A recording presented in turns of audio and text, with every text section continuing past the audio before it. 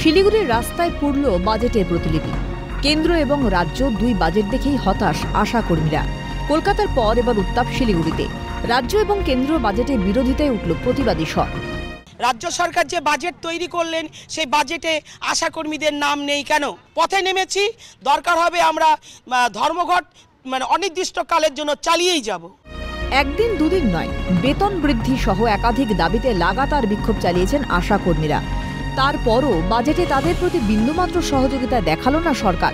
শিলিগুড়িতে পুড়ল বাজেটের প্রতিলিপি। শহর শিলিগুড়ির রাজপথে একাধিক আশা কর্মীরা, তাদের দাবি তারা বঞ্চিত হয়েছেন আর তার প্রতিবাদে তারা পথে নেমেছেন এবং তারা যেটা জানাচ্ছেন তাদের দাবি যতক্ষণ পূরণ না হচ্ছে তারা কর্মবিরতি জারি রাখবেন। আমাদের ভাতাটাও বাড়ানো হয়নি, সেজন্যই আমরা বলছি যেটা কালো বাজেট। আমরা তো সারাদিন খাটনি করি, কাজকর্ম করি, মাথার ঘাম পায়ে ফেলে কাজ করি, তো সেক্ষেত্রে আমাদেরও তো কিছু পাওনা থাকে। বাজেট প্রতিলিপি পোড়ানোর পর শিলিগুড়ির অবরোধ উঠলেও দাবি পূরণ না হলে আগামী দিনে ধর্মঘটের হুঁশিয়ারি দিয়েছেন আশা কর্মীরা। শিলিগুড়িতে ক্যামেরায় সৌমেন্দু মজুমদারের সঙ্গে তাই রিপোর্ট, ক্যালকাটা নিউজ।